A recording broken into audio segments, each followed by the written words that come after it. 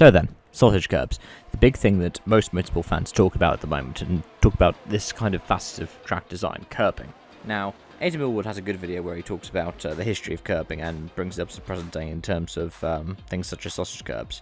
But essentially, it looked like it was originally to show people where the track was going, to act as kind of track limits. Because, for example, if someone's cutting across grass, there's a risk they could damage the car, risk they could damage the track, risk they could damage the grass.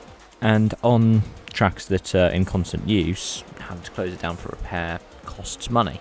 So curbs are actually cost effective.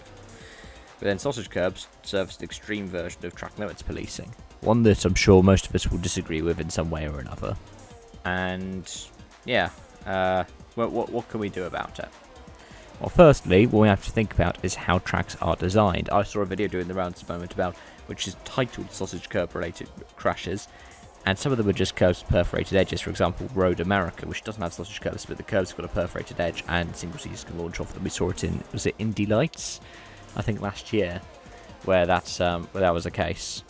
Now, any kind of curbing can potentially carry that risk, unless it's at such a low gradient or, flush to the rest of the track, because curbs are typically raised. But at the same time, you have to think about what's going to be racing there. So remember when we had the Qatar Grand Prix in F1 last season, 2021. Now the Losail circuit is built for motorcycles, so the curbs are designed with motorcycles in mind. At the moment the F1 cars went over it, especially the 2021 ones, we saw lots of punches. We saw front wings getting destroyed, we saw floors getting destroyed, we saw the heater Mazepin beaches car, didn't we, at one point? So it's proof that you have to think differently for bikes to cars, and at the same time the Spa redevelopment stuff, for example, of that, with corners being reprofiled, for example a second version of X/Noma name being made, and the addition of things such as gravel traps, because they slow riders down when they come off without risking any injury. In comparison with cars, there's a bit of a risk of flipping, but that's not something that we have to think about particularly much in car racing, though we did see the ugly side of it at the British Grand Prix a couple of weeks ago.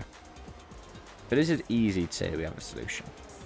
I mean, here in the UK, if you look at MSV or Motorsport Vision tracks, Jolyon Palmer's dad, Jonathan Palmer, has put in some quite extreme track limit monitoring devices. In fact, I've heard them jokingly referred to as landmines before, where they will just detect the track limits. And we've seen things such as James Baldwin in British GT losing a pole position because of these track limits detectors.